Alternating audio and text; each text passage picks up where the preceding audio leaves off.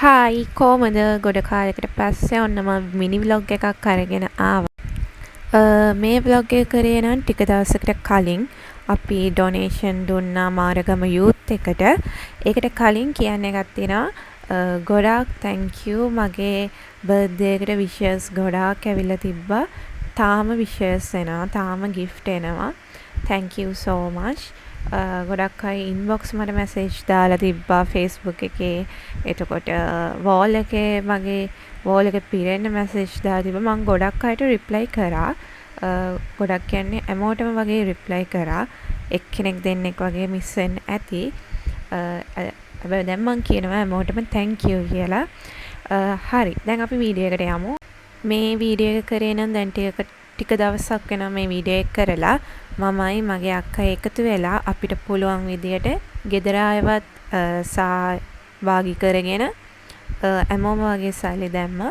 දාලා අපි දෙන්න කැන්ඩි එකට ගිහිල්ලා ලොකු අයගේ පොඩි අයගේ ලොකු අයගේ ගෑනු පිරිමි පොඩි අයගේ ඩයිපර්ස් එතකොට ඇඳුම් නැප්කින්ස් වගේ වාරගෙන මාරගම යූත් එකට ගිහින් බාර දුන්නා.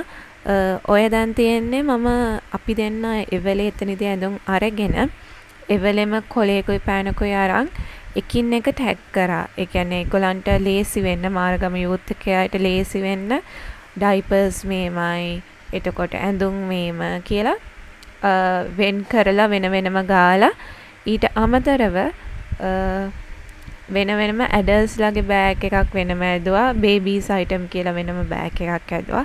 ඒ වගේ හදලා තමයි එයාලට අපි බාර දුන්නේ. මම දැක්කා Facebook එකේ මාරගම යූත් එකෙන් වීඩියෝස් දාලා තිබ්බා. ඒ කියන්නේ අර ඒක වෙච්චම දවස්වල මිනිස්සු හැමෝම දෙන්න ආසයි. කාට හරි උදව් කරන්න අපේ රටේ මිනිස්සු ඔක්කොම වගේ ආසයි.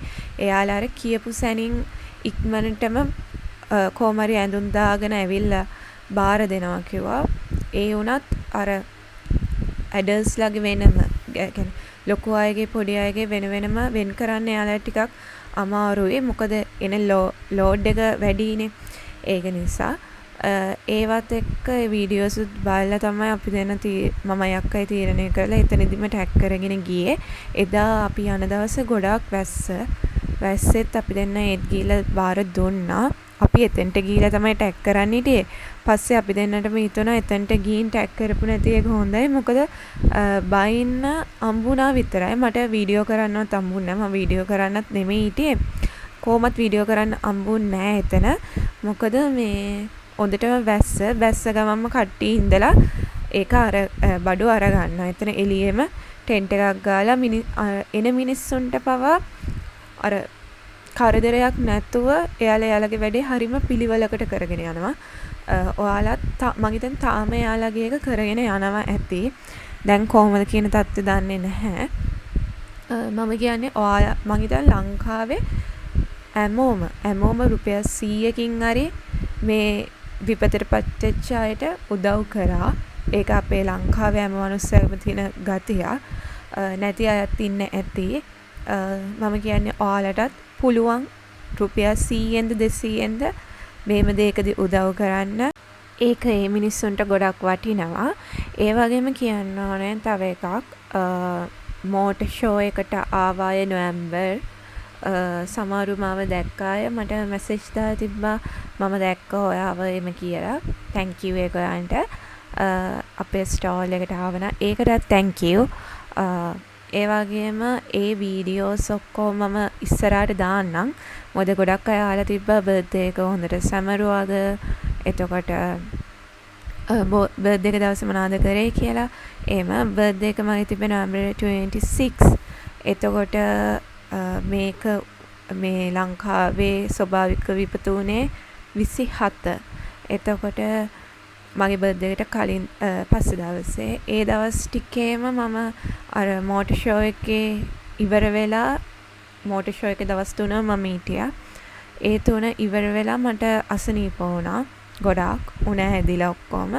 ඒක නිසා මම බර්ත්ඩේ එකේ ලොකු ප්ලෑන්ස් තිබ්බේ නැහැ. සාමාන්‍යයෙන් මම බර්ත්ඩේ එක සමරන කෙනෙක් නෙමෙයි. ඒ කියන්නේ කේක් කපන් ලොකු පාටි දාගෙන එහෙම සමරන කෙනෙක් නෙමෙයි.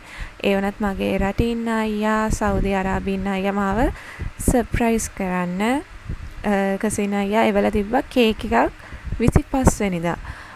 ඒක නිසා ඒ කේක් එක කපලා අක්කලා තෑගි ගෙනල්ලා අයියලා ඩිනර් දීලා ඒව කරා බර්ත්ඩේ එක. නැතුව මම අර ඕනකමින් ලොකු පාටි එකක් දාලා එහෙම කරන චරිතයක් නෙමෙයි. ගොඩක් අය අර තිබ්බා ෆොටෝ ෂූට් කරාද එතකොට කොහමද දවස හොඳයිද කියලා.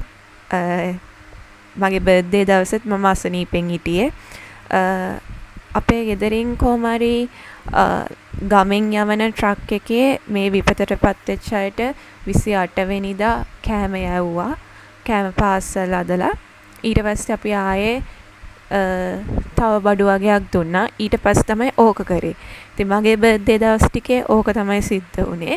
හැබැයි මම බර්ත්ඩේ එකට කරන්න හිටපු එකක් සැප්තැම්බර් මාසෙම කරා. ඔයාලට දැනගන්න ඕන නම් යටින් කමෙන්ට් එකක් දාන්න, මම වෙන වීඩියෝ එකක් අරන් එන්නම්. බර්ත්ඩේ වීඩියෝස් කියලා නම් මුකුත් නැහැ.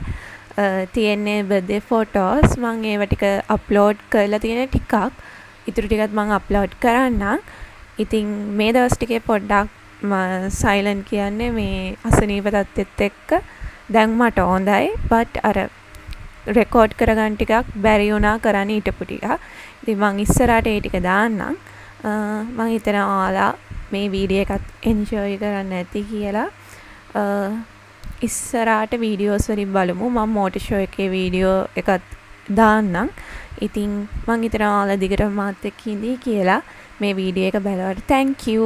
එහෙනම් ඉතින් ඊළඟ වීඩියෝ එකෙන් හම්බ වෙනකම් bye.